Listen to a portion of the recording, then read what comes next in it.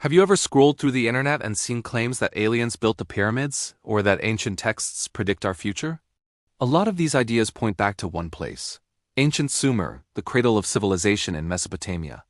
And now, with the rise of AI, these theories are getting a high-tech makeover.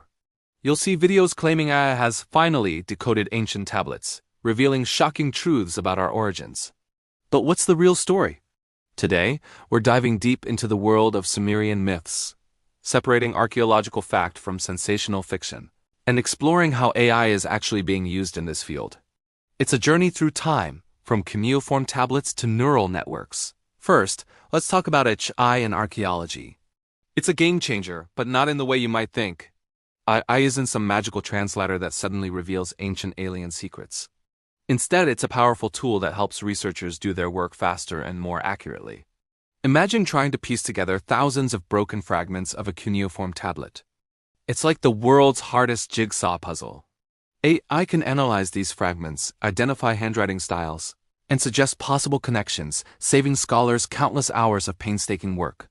It can also help reconstruct damaged text, or even translate known languages with greater speed. So AI is an incredible assistant, helping us read what's there, not inventing new narratives.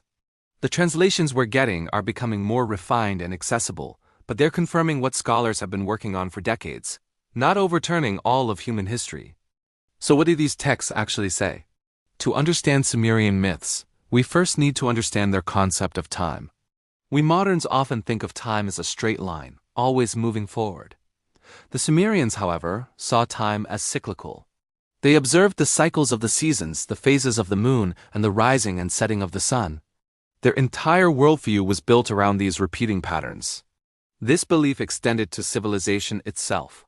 They believed that cities could rise, fall into chaos, and then be restored to order by the gods. It wasn't an apocalypse in our sense of a final end, but a recurring cycle of collapse and rebirth. This cyclical view is crucial. When their myths talk about great floods or kings descending from heaven, it's not a literal history in our modern scientific sense. It's a way of explaining the world as they experienced it, a world of cycles, divine intervention, and the constant struggle to maintain order against chaos. This brings us to a major point of confusion: the language of myth versus the language of science. When we read a Sumerian epic like the story of Gilgamesh, we're not reading a history textbook or a scientific report. We're reading mythology. Mythological language is symbolic, metaphorical, and designed to convey deep cultural truths and values, not empirical facts. So when a text says a king ruled for 36,000 years, they weren't being literal. It was a symbolic way of saying this king was incredibly important and his reign was part of a legendary, divine era. Trying to interpret these numbers literally is like trying to calculate the exact height of a giant from a fairy tale. You're applying the wrong framework. Ancient people were not stupid. They just had a different way of explaining their world, one that was rich with metaphor and meaning that can be lost if we only look for literal, scientific data. Let's talk about their scientific achievements, which were genuinely impressive, especially in astronomy. Mesopotamian scribes were meticulous observers of the night sky. They created star charts, tracked the movements of planets, and developed complex mathematical models to predict eclipses and other celestial events. This was the foundation of modern astronomy. However, their motivation was primarily religious. They believed the movements of the stars were messages from the gods, omens that could foretell events on Earth, like floods or the fate of the king.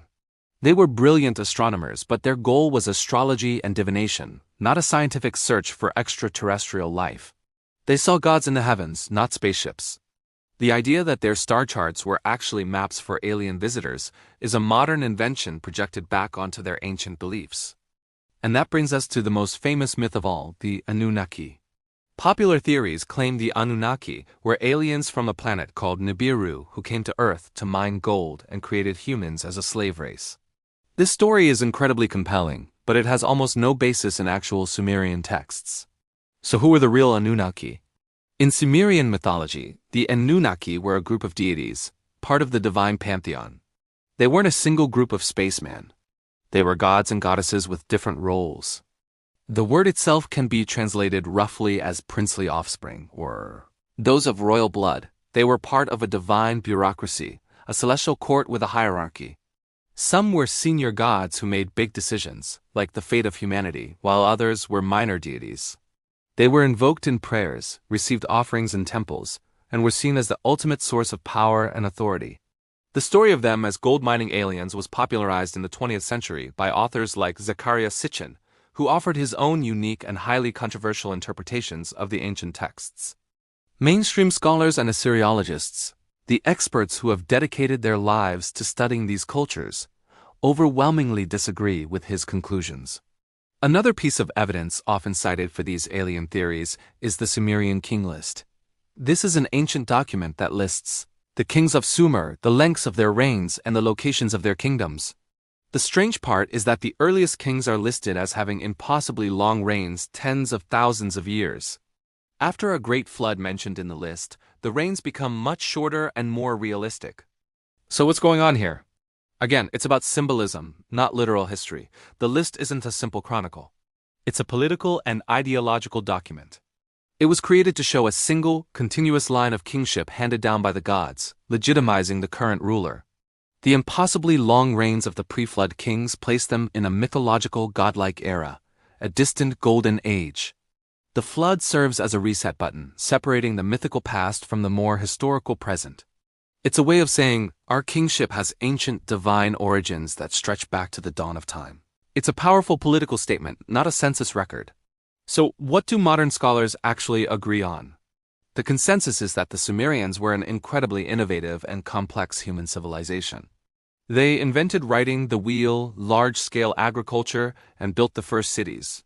Their mythology, religion, and social structures were all products of their environment, and their attempts to make sense of the world around them. They saw divine forces at work in nature, from the flooding of the Tigris and Euphrates rivers to the movements of the stars. Their gods and goddesses were powerful, but also very human-like in their emotions and conflicts.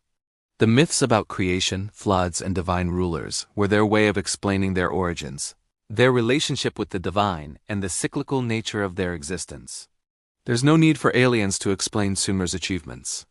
The ingenuity of the human spirit is incredible enough. But if that's the case, why do these ancient astronaut theories and mysteries persist? I think it's because ancient civilizations still feel deeply mysterious to us. When we look at the sheer scale of the pyramids or the complexity of cuneiform writing, it's hard not to be filled with a sense of awe. It's a natural human response to wonder, how did they do that?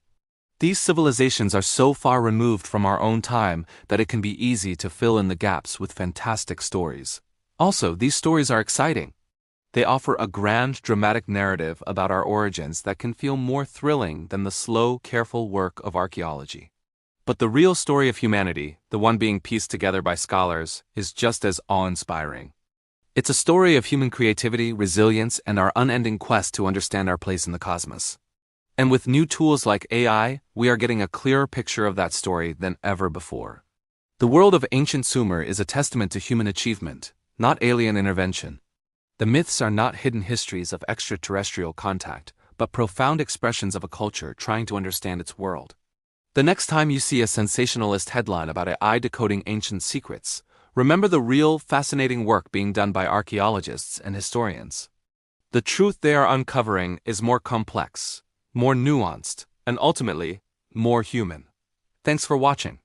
If you enjoyed this deep dive into history and myth, be sure to hit that like button and subscribe for more content that separates fact from fiction. See you next time.